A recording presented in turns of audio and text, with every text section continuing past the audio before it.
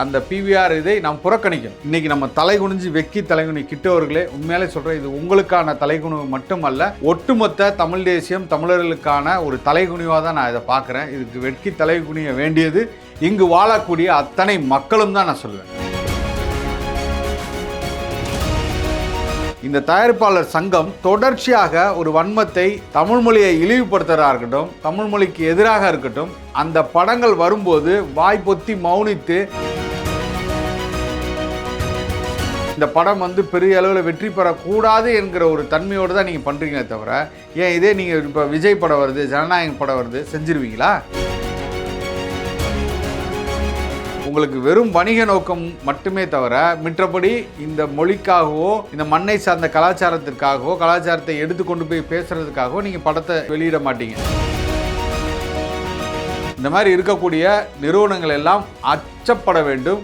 இந்த மண்ணை சார்ந்த படங்கள் வரும்போது அந்த மருத்துவத்துறை சேர்ந்தவர்கள் அப்போ இவன் உயிரும் முக்கியம் அவன் உயிரும் முக்கியம்ன்ட்டு அவனை தூக்கி தோளில் போட்டுக்கொண்டு வேக வேகமாக உடையாந்து இந்த பங்கர்களை கொண்டு வந்து அவனை காப்பாற்றணும்னு செய்வான்ல, அந்த மாண்பு மனிதவன்மா இது உண்மையாக நடந்தது. வரலாற்றை அவர்கள் உண்மையாக காட்சிப்படுத்தி.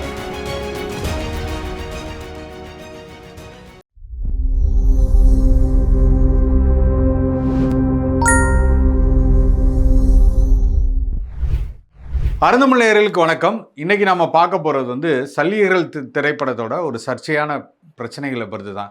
ஒரு தமிழ்நாட்டில் நம்ம கூட பயணிக்கக்கூடிய ஒரு தயாரிப்பாளர், ஒரு இயக்குனர் அவர்கள் நம் தமிழ்நாட்டை சேர்ந்த ஒரு கதைக்களத்தை எடுத்து தமிழர்களுக்கான ஒரு கதைக்களத்தை சேர்த்து தமிழர்கள் எப்படியெல்லாம் மாண்போடு இருந்தார்கள், உயிர்மை நேயத்தை தாண்டி எதிரிகளையும் எப்படி அரவணைத்தார்கள், அவருக்காக எப்படியெல்லாம் தன்னுடைய தியாகங்களை செய்தார்கள் அப்படிங்கிற பற்றி ஒரு மிக அருமையான ஒரு படத்தை எடுத்த சகோதரர் கிட்டு அவர்களுக்கு நடந்த இந்த மிக மோசமாக இந்த தமிழ் திரையுலகம், தயாரிப்பாளர் சங்கம், தமிழ் சினிமா எங்கே போயிட்டு இருக்குது அப்படிங்கிறத பார்த்து தான் நம்ம பேச போகிறோம்.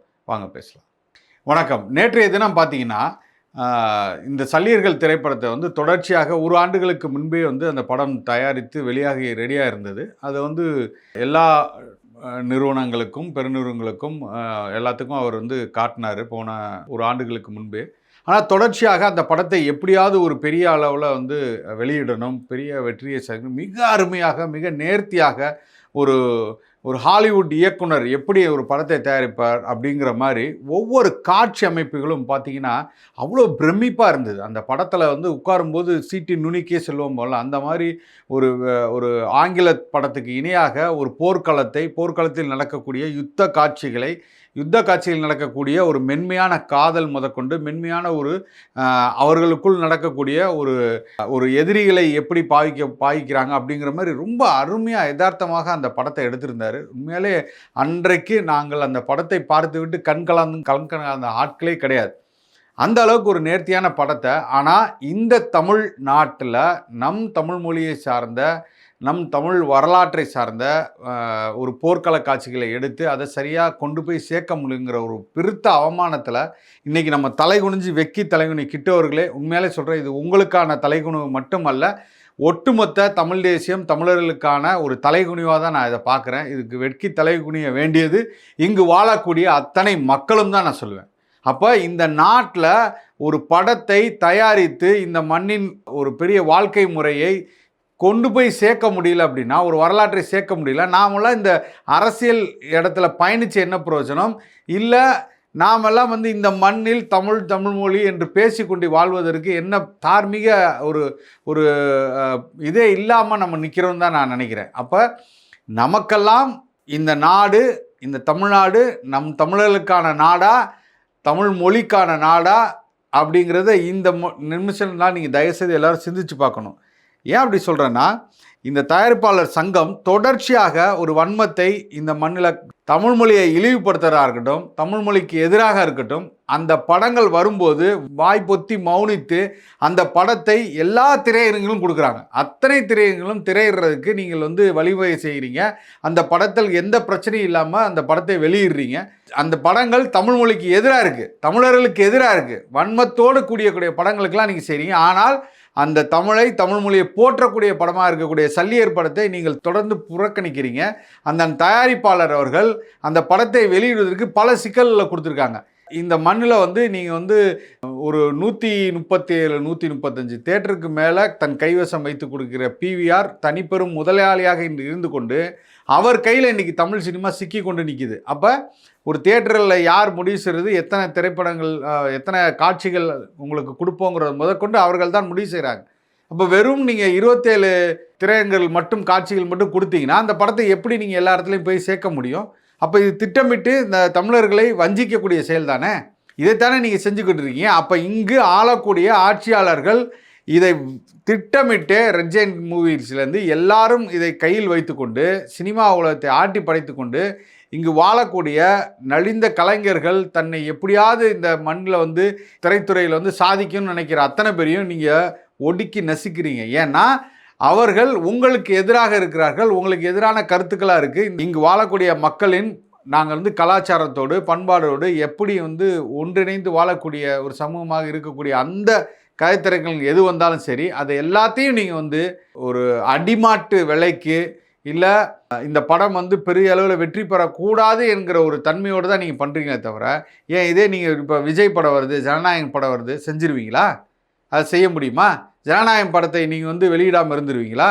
இல்லை பராசக்தி படம் வருது, அப்போ இந்த படங்கள்லாம் வருது அப்படின்னா உங்களுக்கு வெறும் வணிக நோக்கம் மட்டுமே தவிர மற்றபடி இந்த மொழிக்காகவோ இந்த மண்ணை சார்ந்த கலாச்சாரத்திற்காகவோ கலாச்சாரத்தை எடுத்துக்கொண்டு போய் பேசுகிறதுக்காகவோ நீங்கள் படத்தை எதுவுமே வந்து வெளியிட மாட்டீங்க. அப்போ அவர்களை நசுக்கணும், ஒடுக்கணும், அப்படி தானே? எத்தனை நாளைக்கு நீங்கள் இந்த ஆட்சியில் இருந்துருவீங்க? எத்தனை நாளைக்கு நீங்கள் இதே வேலையை செய்து கொண்டிருப்பீர்கள்?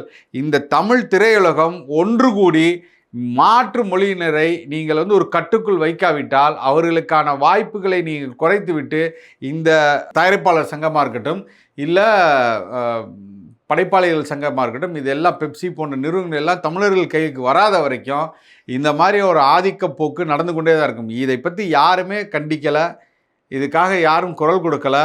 இது ரொம்ப வெக்கி தலை குனிய வேண்டிய விஷயமா இருக்குது. இன்றைக்கி வந்து அந்த இயக்குனர் மிகுந்த மன வருத்தத்தில் ரொம்ப காயப்பட்டு இருக்கிறார்.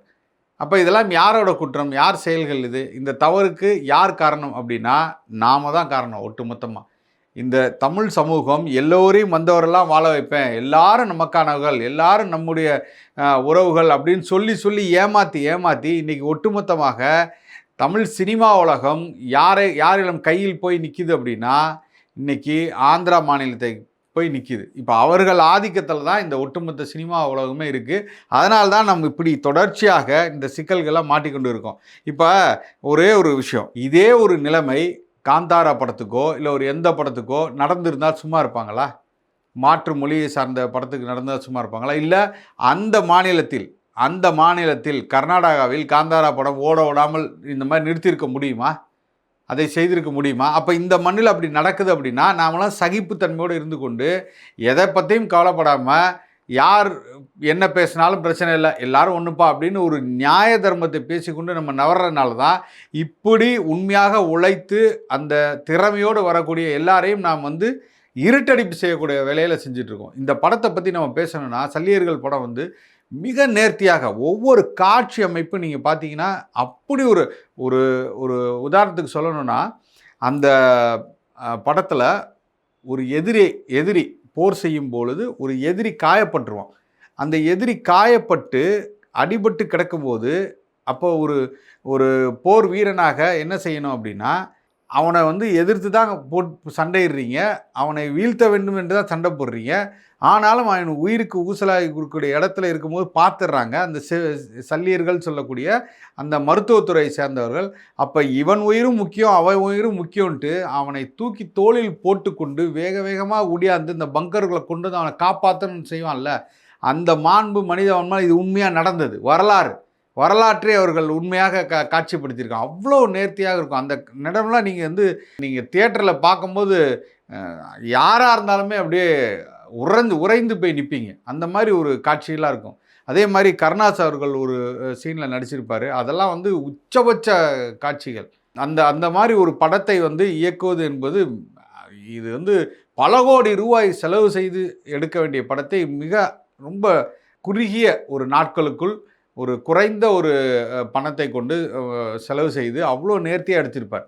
அப்போ இந்த படத்தையெல்லாம் நீங்கள் வந்து எடுத்து கொண்டு வந்து பேசப்படாமல் வைக்கிறதுங்கிறது வந்து உண்மையாலே குற்ற உணர்வில் எல்லாரும் கூனி போய் நிற்கிறோங்கிறதா உண்மை.